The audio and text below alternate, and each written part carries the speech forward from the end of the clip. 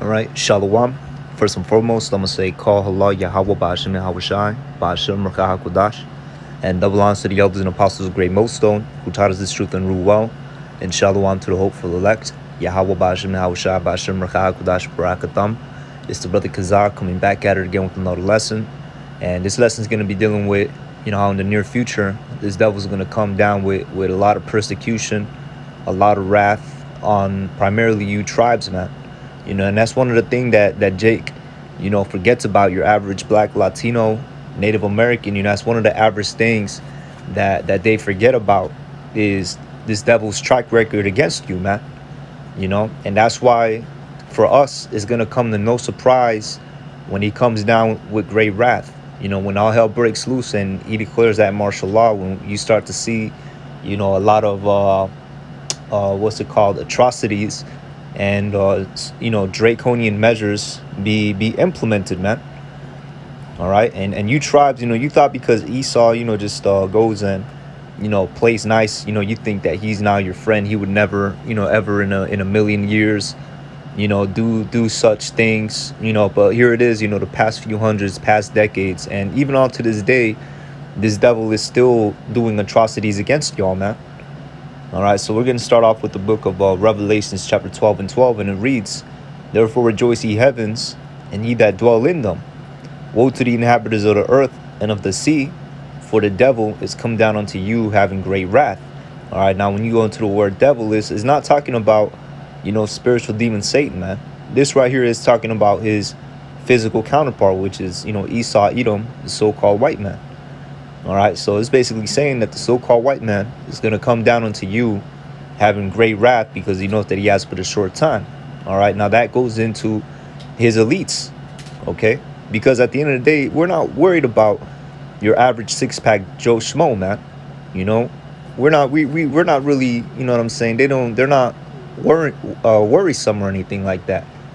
It's these elites that's really the ones that's gonna know that they have but a short time. Now, the low-level devils, man, they might feel it in their spirit, that they have but a short time. That's why you get, a lot of devils, acting up, getting on that Karen type of behavior. You know what I'm saying? But then you have, at the top, you have these devils that, got all these observation posts, where they, basically look into the heavens with whatever telescopes and devices that they have. They see the chariots, man. They see the Yahweh Ba'ashim Yahawashi mobilizing his great host. All right, and that's a funny thing because he's mobilizing it amongst these nations too. And the reason why is because he is setting the stage for our deliverance. All right. And that's why this devil knows that he has but a short time, because they read the scriptures too, man. All right. Now, even though, it's a lot of things that they don't understand about the scripture, because it was only given unto the servants of Yahweh Ba'ashim Yahawashi, his prophets. All right. Certain things that are, plain. All right. This devil understands. OK, so continuing on, like for example, how when this devil came here, he knew that the so-called northern kingdoms, I don't want to say the so-called northern kingdom, he knew that the northern kingdoms, which consisted of you so-called blacks and not blacks, like you so-called Latinos and Native Americans, were already living here. All right. And why? Because his mouth fell upon himself when he made that movie. I forgot exactly what it was called, but it was when Christopher Columbus came over here, and one of his crew members basically said, like how it says it on Second Esdras, all right, because they knew that the 10 lost tribes of the children of Israel came over here on ships, man.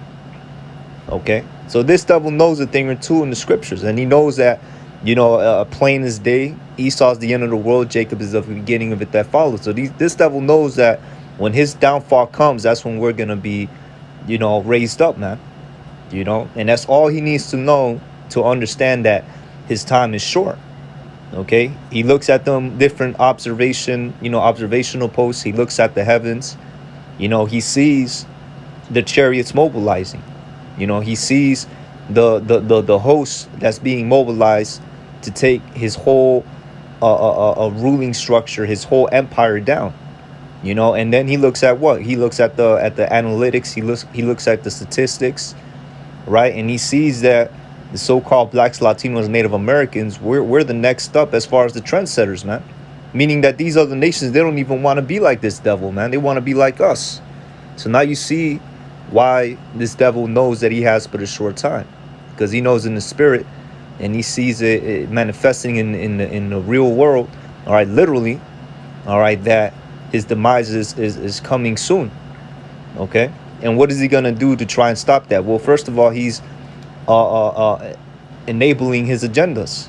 All right, he's enabling his agendas so he could, try to implement his new enterprise in some way, somehow bypass, the coming of Yahweh by Hashem Yahweh Shai. Basically the coming of our Lord Hamashiach Yahweh Shai.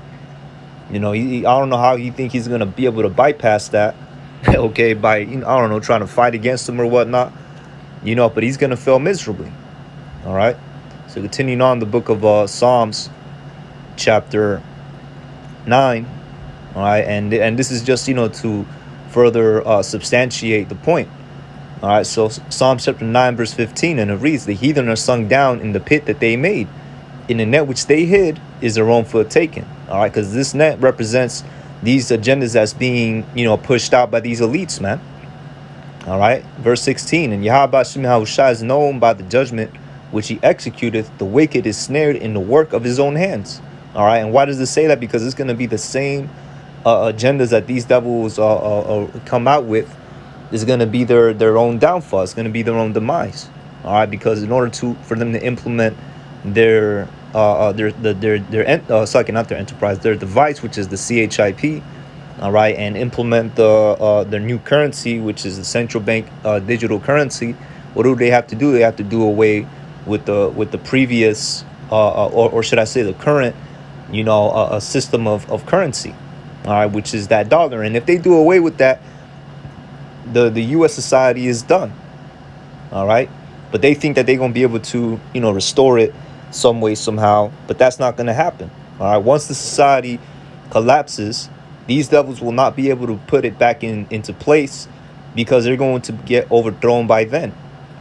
All right, now let's go into a couple more scriptures. I'm gonna go with the book of Ezekiel chapter 35, and I'm gonna start from the top.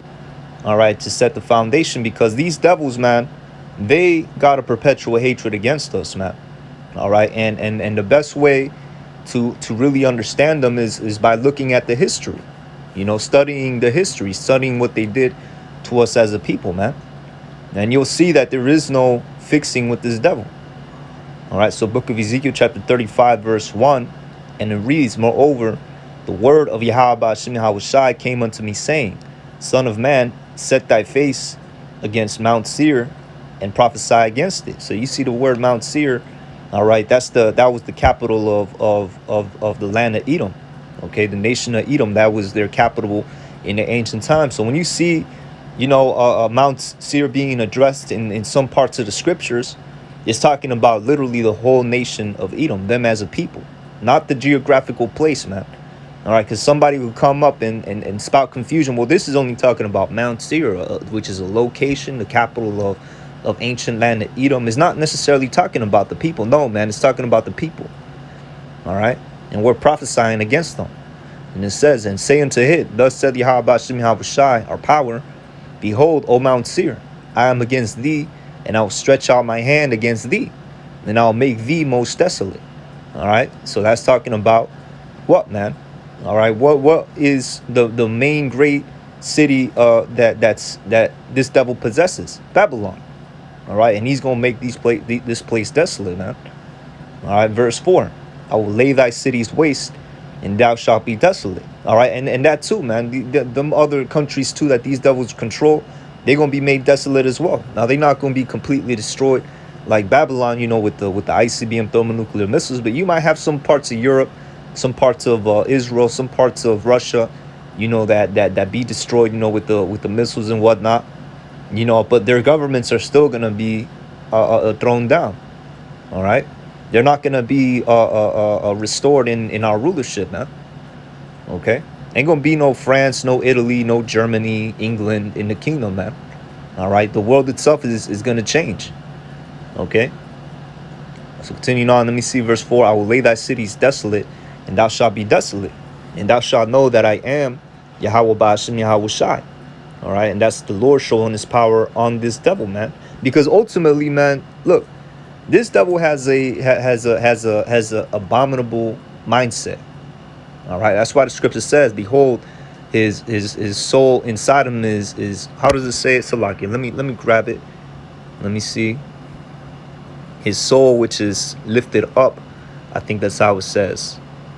Yeah, there it is. Yes, Habakkuk chapter 2 and 4. Behold, his soul which is lifted up is not upright in him, but the just shall live by faith. So there it is right there. All right, this devil has a has a wicked, twisted up, lifted up soul.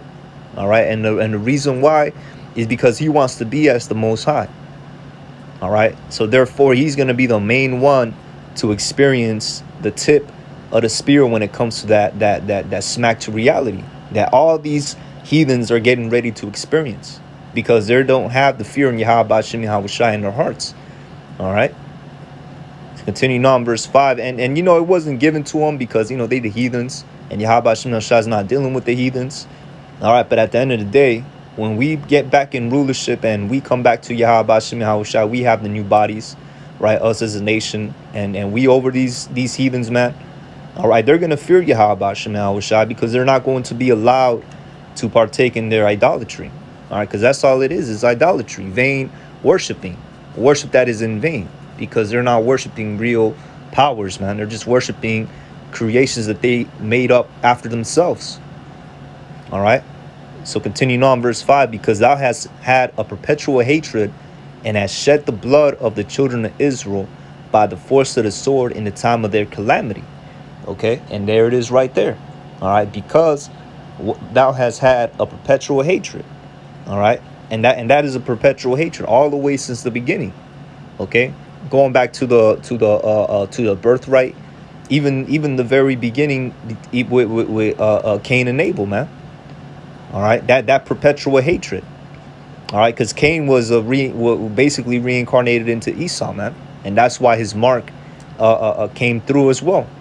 Okay, because that mark that he was cursed with was a lack of pigmentation, not no crazy mythos, some crazy cunningly devised fable that they don't tell you over there at the Christian church. No, man, that mark that Yahweh Ba'ashem Yahweh Shai gave Cain for killing his brother Abel was a lack of pigmentation, and he had to bear that mark. Okay, now when he came back as Esau, he still had to keep that mark. All right, so I'm gonna read this again, because thou hast had a perpetual hatred, and this came because of the birthright and the blessing. All right, that Jacob ended up having instead of Esau. All right, and it says, and has shed the blood of the children of Israel by the force of the sword in the time of their calamity. And that's exactly what these devils did in different times of history, man. All right, in different times of history. How do you think they took this land from the so-called Native Americans? How do you think they built up this land off the backs of the so-called blacks? All right, and this modern day, you got the Latinos, so-called Latinos. How you think he did that? By his sword, man. Okay, by genocide and slavery. All right, and that proves that he has a perpetual hatred, because it was nothing but atrocities committed unto Israel when these things were taking place. All right, so then we see verse 6. Therefore, as I live, saith Yahweh Ba'ashem Yahweh Shai, I will prepare thee unto blood. And you know what? Matter of fact, before I even hit this, I had another precept, another account set in play right here in the book of Maccabees chapter 1. All right, before I forget about that, you know what I'm saying? Because this is an example of some of the bloodshed that this devil has done against us, man. All right, now let me see real quick.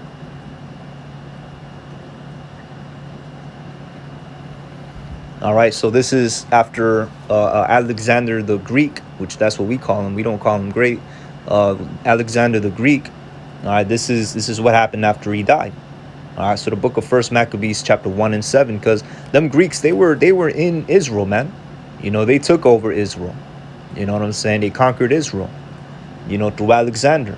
All right, but it was his successors that brought a lot of death to the land of Israel, man. He brought a lot of death to Jerusalem.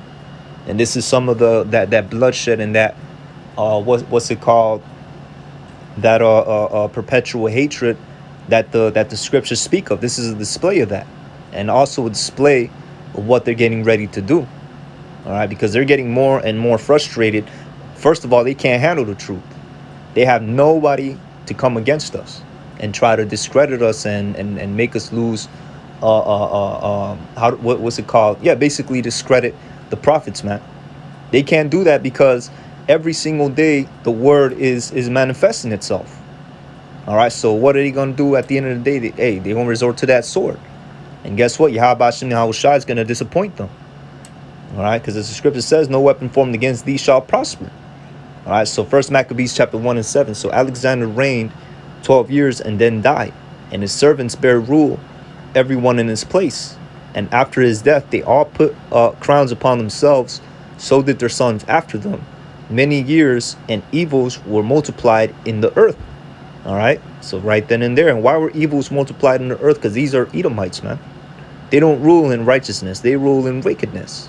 All right, whatever the Lord is against, they promote, and whatever the Lord is with, they demonize. All right, verse 10.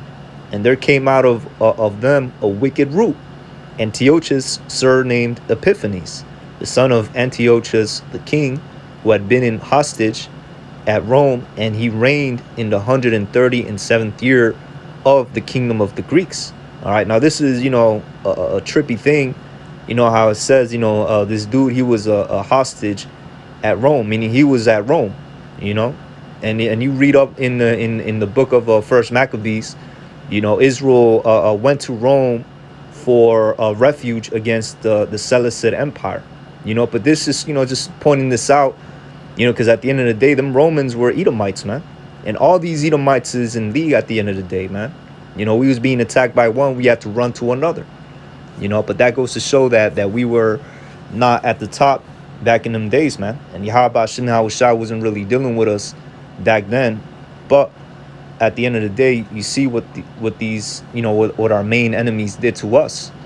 All right, so continuing on with the chapter. All right, verse let me see, verse 11, and reads, in those days went the route of Israel wicked men, who persuaded many, saying, let us go and make a covenant with the heathen that are round about us, for since we departed from them, we have had much sorrow. And these are the sellouts, man. All right, just back then, very much like you have them today. All right, going out there convincing Israel to live as the heathen, to do evil, that make evil the cool thing to do, basically the turning of things upside down, man.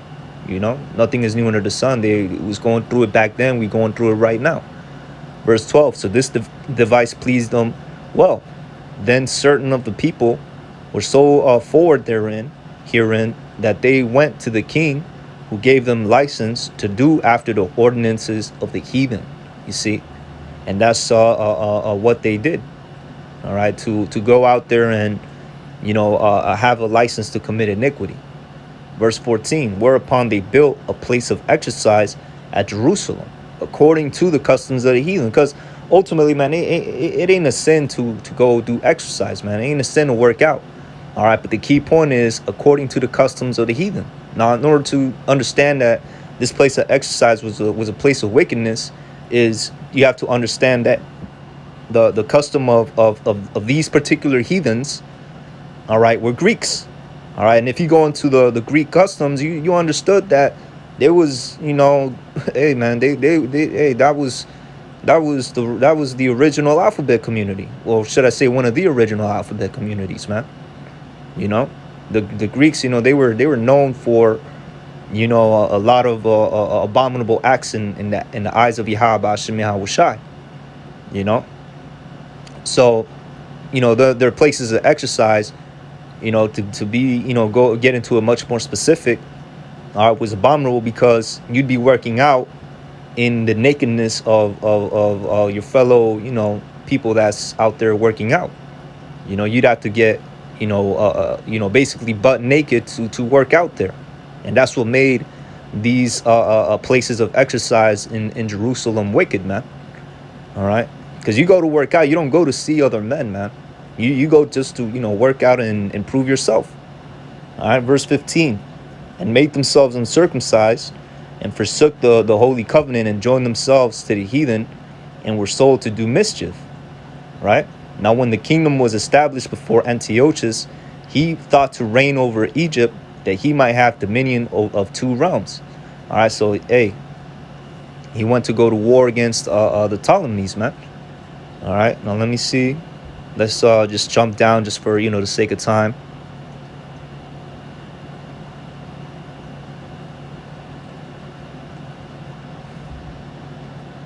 All right, so the book of, jumping down, all right, first Maccabees 1 and 20. And it reads, and after that, Antiochus had smitten Egypt. So this is after his campaign in Egypt. He returned again in the 143rd year and went up against Jerusalem with a great multitude. All right, so he went up against Israel, man. Here it is, Israel. It is nothing that came out that says that Israel did anything to the Greeks. But here it is, they going over there for no reason, man, to attack Israel and more specifically Jerusalem, which is the southern kingdom. All right, so it says, and went up against Israel and Jerusalem with a great multitude and entered proudly into the sanctuary and took away the golden altar and the candlesticks of light and all the vessels thereof. So they went into the holy places and started taking away the holy things, man. All right, it reads, and the table of shewbread, the pouring vessels, and the vials, and the censers of gold, and the veils, and the crowns, and the golden ornaments that were put, that were before the temple, all which he pulled off. All right, so hey, that's what they was doing, man. All right, he took also the silver, and the gold, and the precious vessels. Also, he took the hidden treasures which he found. Okay. So he went straight to the temple first, which is, first and foremost, that's a, transgression against the Lord. All right. And then what happened? And when he had taken all away, he went into his own land, having made a great massacre and spoken very proudly. Okay. So, there was, talking a lot of basically, there was talking down on us and our power, man, but he went in there to the temple, looting the temples, which is a, transgression first and foremost to the Lord. All right. And then he went and made a great massacre, which, Israel being the monument of Yahweh Hashem Yahushai, what does it say in the scriptures, man? All right. That he that touches you touches the apple of his eye.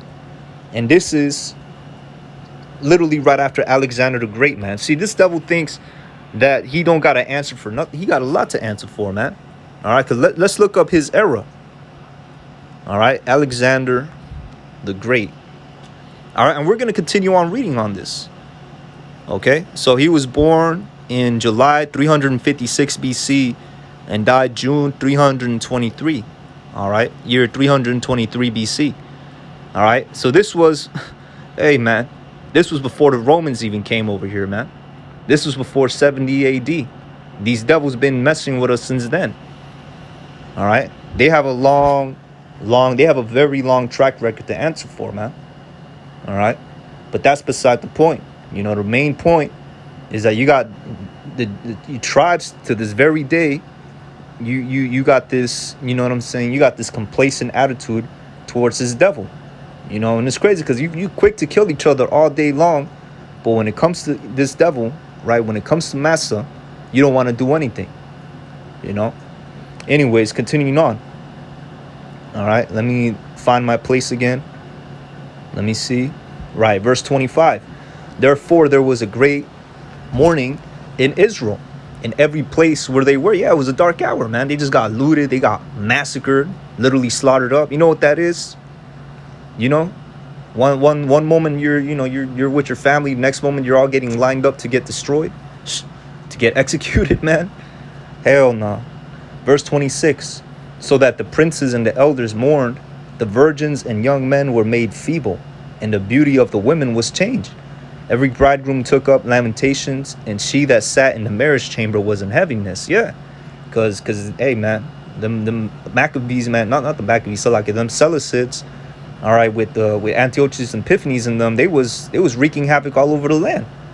All right, verse 28, the land was also was moved for the inhabitants thereof, and all the house of Jacob was covered with confusion. Yeah, because here it is, you got all these people talking about let's be with the heathen, let's do as the Greeks do, right? Let's open up a gymnasium, all right, because that's the original name of those places of exercise, right? Let's do what they do, you know. Let's no longer circumcise ourselves. Let's eat pork, you know. Let's do after the manner that they do. Let's live how they live, and this is what y'all got in return, because y'all not supposed to be living that way. And the very same thing that we saw back then is happening now. Nothing is new under the sun. You still have our people selling out to this devil. And guess what? You're selling out to a serpent that's going to turn you around and bite you in the back, man. All right? Bite you in the neck, you know? Continuing on. And this same confusion that Israel felt back then, they're going to feel it again, man. All right? They're going to feel it again because they have that weird, I don't know what it is, some type of weird admiration towards this devil, man. All right? Like this devil wasn't cutting y'all open, you know, centuries ago, you know? Continuing on, verse 29. And after 2 years were fully expired, the king sent his chief collector of tribute unto the cities of Judah, who came unto Jerusalem with a great multitude. Man, that's never a good sign right there. All right, now check this out. So he sent a tax collector to the cities of Judah. All right, now he came to Jerusalem, which is the capital, with a great multitude, meaning he brought with himself a big army. All right, verse 30. And spake peaceable words unto them. Now watch this part right here, because this is how they get down. All right, this is how these devils get down. All right, first Maccabees chapter 1 and 30. And spake peaceable words unto them. Who spoke peaceable words? The tax collector, man. All right, what was the dude called? The chief collector of tribute, working for Antiochus Epiphanes. What did he do? He spake peaceable words unto Israel, man. All right, but all was deceit, because these devils don't dwell in truth, man. All right, and that was this devil's track record for the longest. All right, and the main ones, you know, that fought for that is you tribes, man. Here it is. These other nations, they already is waking up to the ways of this devil, man. All right, you got, hey, man, even this devil's own kindred, man. You know, his fellow Russians, they want to take his ass out, man. And you got these other nations that's sick of these devil shit. But the only ones that still want to, you know, cleave on to this devil and hang off the side of his jacket, if you will, is you tribes, man. All right, now let's look something up. All right, broken treaties between tribes. All right, and I'm gonna put Native American just to specify. In the United States.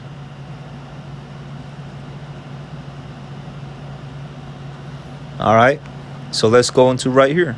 Now this is in Wikipedia. What about right here?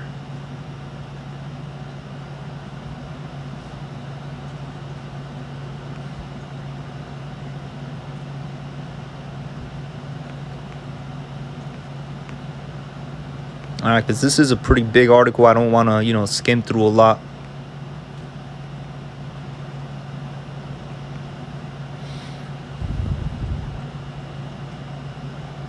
All right, but you know what? Let's get into it, man. All right, from 1778 to 1871, all right, the United States government entered into more than 500 treaties with the Native American tribes. All of these treaties have since been violated in some way or outright broken by the U.S. government. Native Americans and First Nations people are still fighting for their treaty rights in federal courts. And this is another thing too. You know, just to get around for you, to you so-called Negroes, man. Hey, this who you dealing with, man. 500 treaties that have been broken by this government, and y'all expecting reparations? Y'all really think this devil gonna give you reparations? Come on now, man. You gotta be smarter than that, you know? But there it goes, to show the track record, man. Even in this modern time, 500 peace treaties, man. You know, and he's still out there fighting for their the oil pipeline thing, man. They still over there. They still, you know, building on their lands and messing up their water. You think this devil cares about y'all? But it's cool, because guess what? Real soon it's gonna be made apparent what he's gonna do, man. All right, real soon it's gonna be clear that this is the devil, man, and y'all gonna be the prey. All right. So First Maccabees Chapter 1 and 30, and spake peaceable words unto them, but all was deceit. For when they had given him credence, all right, meaning when they believed him, he fell suddenly upon the city and smote it very sore and destroyed much people of Israel. Hey, so here it is. He came with peaceable words. You know what I'm saying? I guess this is 2 years after the original, you know, slaughter took place. All right, because it says, and after 2 years fully expired. You know, so after them 2 years took place, you know, he came back and slaughtered and killed them, looted them up some more, man. You know, and when he had taken the spoils of the city, he set it on fire and pulled down the houses and walls thereof on every side. But the women and children took they captives and possessed the cattle. Then builded they, the city of David with a great and strong wall, and with mighty towers, and made it strong, a stronghold for them. And they put therein a sinful nation, wicked men, and fortified themselves therein. All right, so that's what they did, man. Okay, and that's the track record of these devils, man. All right, and it happened so many different times, man. Matter of fact, let me see. Yup, right there. You know, jumping down to verse 37. Thus they shed innocent blood on every side of the sanctuary and defiled it, insomuch that the inhabitants of Jerusalem fled because of them, whereupon the city was made a habitation of strangers and became strange to those that were born in her, and her own children left her. All right, because ultimately, you know, our people had to flee Jerusalem. So this is the type of track record that this devil has, man.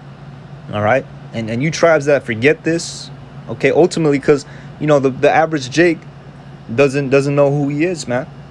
All right, the average Jake doesn't know that this happened to him. All right, but when you take into the account all the more recent atrocities that happened to us, that should be no excuse, man. There should be no excuse for this devil. All right, so I'm gonna read it again. Ezekiel Chapter 35 and 5. All right, and it reads, because thou hast had a perpetual hatred. All right, this devil has had a perpetual hatred, man. All right, they destroyed Jerusalem. They was destroying us. You know, we crossed the Red Sea. We was in the wilderness, and who was there waiting for us to destroy us? Amalek. But here it is, the tribes, they think that this devil is harmless all of a sudden. You know, he's only been playing possum. The truth is. All right, so Ezekiel Chapter 35, verse 5, because thou hast had a perpetual hatred, and hast shed the blood of the children of Israel by the force of the sword in the time of their calamity, in the time that their iniquity had an end. Therefore, as I live, said Yahweh Hashem Yahushai, I will prepare thee unto blood, and blood shall pursue thee.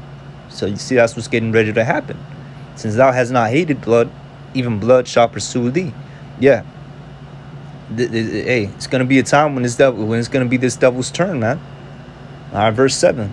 Thus I will make Mount Seir most desolate, and cut off from him that passes out him, and him that sucketh, and cut off from it him that passeth out, and him that returneth. All right, I will fill his mountains with slain men, in thy hills and in thy valleys, and in all thy rivers shall they fall that are slain with the sword. And I will make thee perpetual desolations, and thy cities shall not return. And ye shall know that I am Yahweh Ba'ashem Yahweh Shai. Exactly. All right. That's what it is, man. All right. Because at the end of the day, what's going to happen to this devil is a big payback. Okay. So continuing on, we're going to go to add another one. Let me see. Because I know I went into this.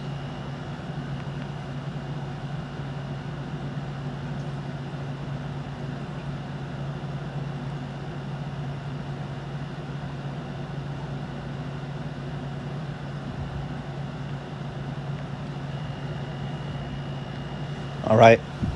Now we're going to go into, just found my place, 2nd Ezra chapter 16.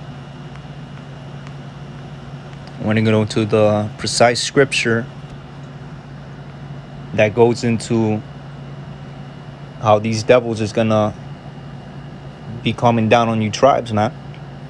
All right, because, see, these types of things, people think because, you know, they were brought up in this, you know, and I say this quote unquote, you know, civilized society, that, you know, such atrocities could never happen again. And it's primarily our people who think this way, you know, but that can't be much more further than the truth. All right, because here in 2nd Ezra chapter 16, verse 70 on down, it says what's getting ready to happen. All right, and it reads, all right, 2nd Ezra chapter 16, verse 70. For there shall be in every place and in the next cities a great insurrection upon those that fear Yahweh Ba'ashem Yahweh Shai. And that's talking about you tribes, man. All right, that's mainly talking about you tribes. And why does it say that? Those that fear Yahweh Ba'ashem Yahweh Shai. All right, because hey, us children of Israel, man, us Black, Latino, Native Americans, we have an upright spirit to us, man. All right, and what proves us, it's like what proves that is the majority of men that's, you know, standing up against, you know, the wickedness of this devil. Even in the world, the majority of them is Jakes, man. You know, the majority of men standing up for masculinity, you know, that's standing up against feminism, right? Standing up against, you know, the weirdos and creeps that's committing a lot of abominations. The majority of them is Israel, man. You know, whether they be you know, dark skin or whether they be Israelite foreigners. You know, and that's why it says, you know, those that fear Yahweh Hashem Yahweh Shai, because we have an upright spirit on us, man. It's only these devils that don't have that upright spirit. That's why their kingdoms is nothing but wickedness, man. All right, but anyways, continuing on in the reads, they shall be like madmen, sparing none, but still spoiling and destroying those that fear Yahweh Ba'ashem Yahweh Shai. So, hey, you tribes right there, man. Y'all on the crosshairs. All right, verse 72, for they shall waste and take away their goods and cast them out of their houses. Okay, and then shall they be known who are my chosen, and they shall be tried as the gold in the fire. Right, because that's when it's going to be a pivotal time in Israel's history right there, man. All right, because the serpent's going to be unleashed on us. All right, that big persecution is going to come in by way of martial law.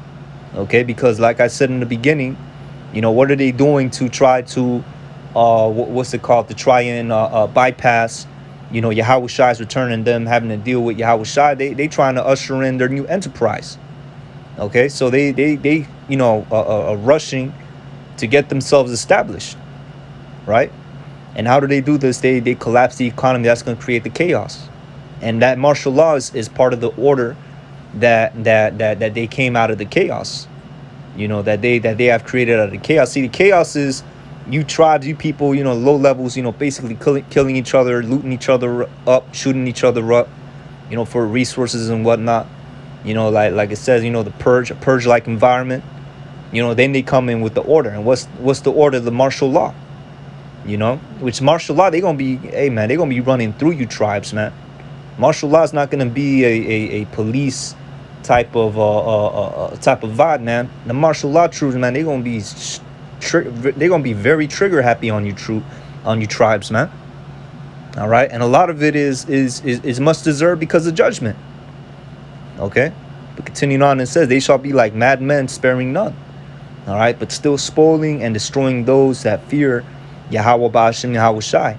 For they shall waste and take away their goods and cast them out of their houses. Yeah, that's you tribes, and they'll be taking you out of them houses, putting you into FEMA camps, man. All right, all them years, you worked so hard to get that big house and the white picket fence, right? You was driving past the men of Yahweh Ba'ashem Yahweh Shai. You was talking down on them because they'd rather serve the Lord than serve Mammon. Well, there's your end, man. All right, for they shall waste and take away their goods and cast them out of their houses. Yeah, you're gonna throw your ass in a FEMA camp with nothing. Hey man, they might not even let you keep the clothes on your back. They might give you your own little uniform, man. Verse 73. Then shall they be known who are my chosen. Yeah, because the elect is gonna get raised up in that day, and they shall be tried as the gold in the fire. Hear, O ye my beloved, saith Yahweh Ba'ashem Yahweh Shai, behold, the days of trouble are at hand, but I will deliver you from the same. Be ye not afraid, neither doubt, for Yahweh Ba'ashem Yahweh Shai is your guide. Yeah, exactly, man. And that's what it is, because at the end of the day, all this destruction, all these plagues are really appointed for the wicked. All right, the righteous, the elect, the 1/3 remnant, those that's allotted to be delivered out of here, by way of the chariots. All right, guess what, man? The plagues are not meant for them. Lord willing, we're of that number. The plagues aren't meant for them. All right, they're meant for those that deserve judgment. All right, so with that, I'm gonna say, call halal Yahweh Ba'ashem Yahweh Shai Ba'ashem Merkah HaKodash, because at the end of the day, so like, forgive me the spirit to do this lesson, right? And Lord willing, this lesson was edifying. All right, but at the end of the day, hey, Lord willing, we're of that number, we're gonna be okay. All right, because let me see if I could I'm gonna finish off with this one. All right, the book of Psalms, chapter, if I'm not mistaken, it's chapter 17. Yup, right there. All right, so Psalms chapter 17, verse 13. I'm gonna end it up with this, and it reads, "Arise, O Yahweh Ba'ashem Yahweh Shai, disappoint him and cast him down. Deliver my soul from the wicked, which is thy sword."